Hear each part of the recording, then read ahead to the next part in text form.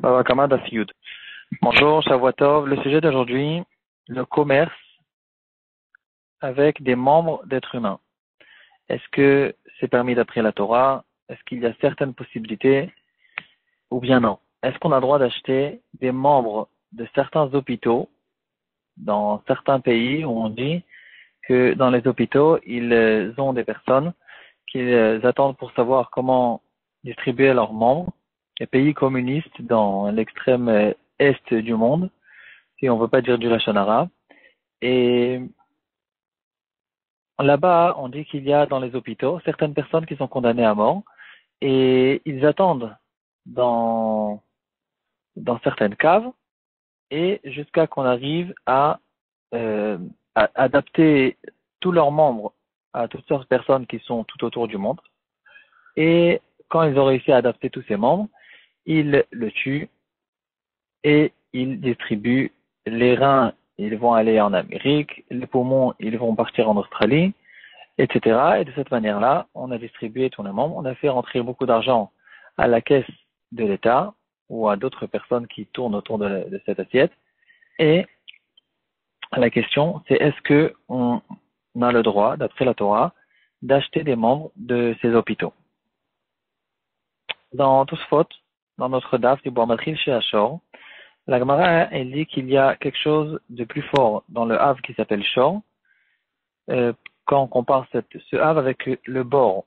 Et il y a une dracha spéciale qui dit que quand un taureau il tombe dans un bord, alors à qui appartient le cadavre du taureau? Et il y a un miout qui a été fait à propos d'un taureau qui est un taureau de Ekdesh.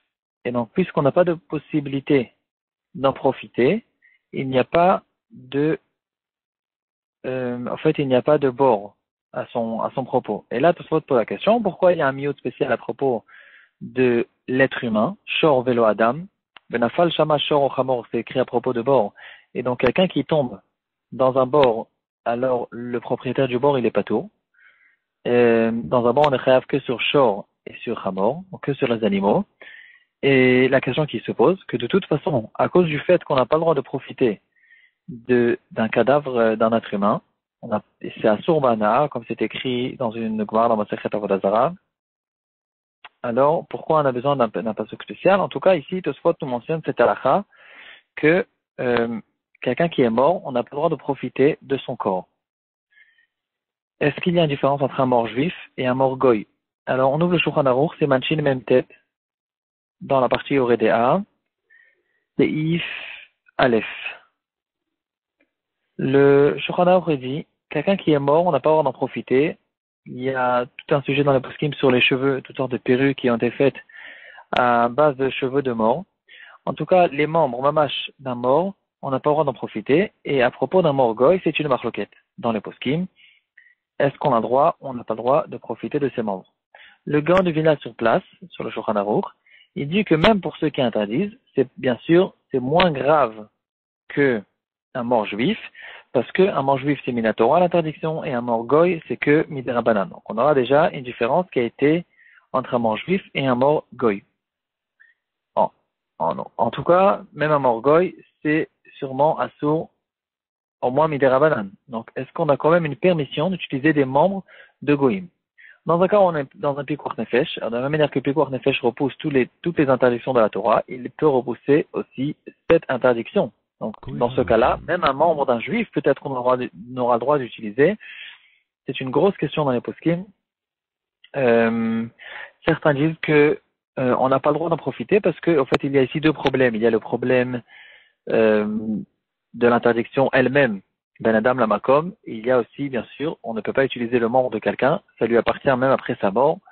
Et donc, utiliser ses membres, même dans un cas de pikuach nefesh, c'est pas sûr qu'on a le droit de voler.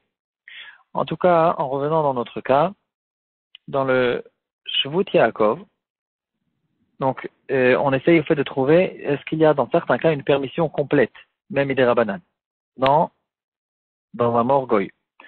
Alors dans le Shvut Yaakov, Chelakalef Siman Petet, il fait un chilouk très intéressant, un grand chidouche, entre un serviteur et une personne normale.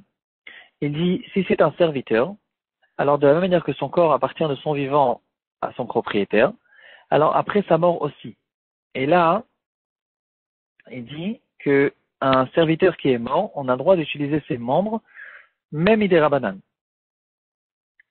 Et il ramène là-bas une histoire sur un certain empereur qui a fait des guerres et il avait l'habitude d'utiliser les corps de ses ennemis. Il voulait les mépriser. Il utilisait la peau. En fait, il travaillait leur peau comme si c'était des peaux d'animaux et il en faisait des portefeuilles, il en faisait toutes sortes de choses et il les vendait dans les marchés. Est-ce qu'on a le droit d'acheter ces portefeuilles qui sont faits à la base de peau de corps, d'êtres humains? Et là, le Jevut Yaakov, il est intéressé de permettre, il dit parce que de la même manière qu'un serviteur c'est permis, d'après lui, ici aussi, un empereur, qu'un roi qui fait une guerre, il y a la halakha reconnaît ce qu'on appelle kibush milchama. Si c'est un vrai roi qui a conquis certains terrains, alors les terrains lui appartiennent pour de vrai. Et les gens aussi qui ont été conquis dans la guerre, ces gens-là sont considérés aussi comme des serviteurs de cet empereur. Et à cause de ça, dans le cas où ils utilisent maintenant certaines parties de leur corps, alors ça sera permis. Donc le Jevut Yaakov, au début, il dit apparemment on devrait dire que c'est interdit à cause du Shulchan Aruch, mais il arrive quand même avec son chidouche de serviteur, et puis après, sur ça, il construit le chidouche de Kibush Melchama, et en fonction de ça, il explique plusieurs ma'amarim qu'on voit dans nos Chachamim. On va donner un exemple. Il dit que il y a une histoire avec David Amelech et Shaoul. Shaoul Amelech, il a dit celui qui arrive à combattre Goliath, je lui donne ma fille. Et finalement, c'est David Amelech, comme on sait tous, il a réussi à combattre Goliath. Et après, David Amelech, il a fait des kiddushin, avec quoi, en fait, il a été Mekadesh, la fille de Shaoul. Il a tué 100 Plishtim, et il a été Mekadesh avec les Orlot des Plishtim. C'est un peu comme on connaît avec l'histoire de Shimshon Agibor. Et la question qui se pose, c'est pourtant les Orlot des Plishtim, c'est Isuréana, on n'a pas le droit d'en profiter d'un corps d'un mort, comme on vient de voir. Alors si on dit qu'il y a une différence entre les Juifs et les Goïms, on a une bonne réponse. Et ici, on a une meilleure réponse encore. Même si on dit que chez les Goïms, au moins il y a une interdiction midera banane, alors d'après le Jevut Yaakov, c'est permis parce que c'est dans une guerre. David Amelech, il les a convaincus et ils sont considérés comme ses serviteurs. Leur corps l'appartient complètement et donc c'est permis complètement. Peut-être que cette question peut être actuelle. Ça peut ouvrir certaines portes pour ceux qui sont blessés dans la guerre.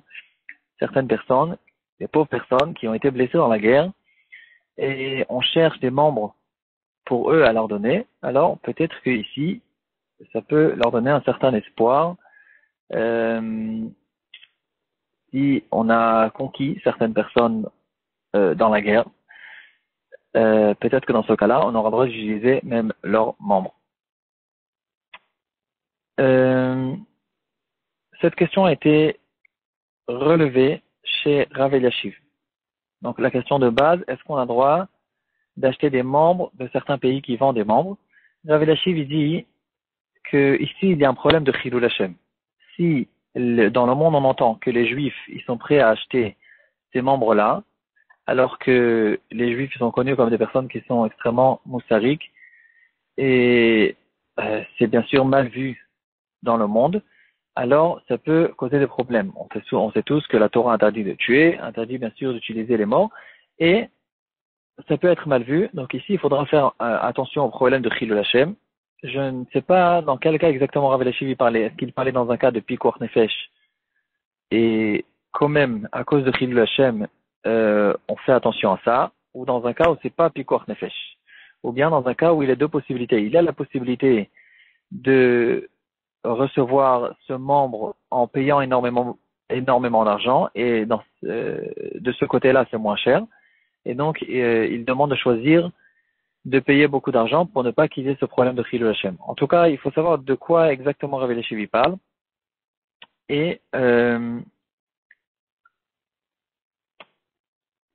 Donc, en fait, s'il n'y a pas ce problème de Chilul Hashem, on pourrait dire que dans ces banques de membres, dans ces pays communistes qui font des banques de membres et qui vendent ces membres dans tout le monde, alors peut-être qu'il y aura une possibilité d'acheter ces membres, et surtout quand c'est un kibush milchama, dans ce cas-là, peut-être que c'est encore plus facile point de vue halakha.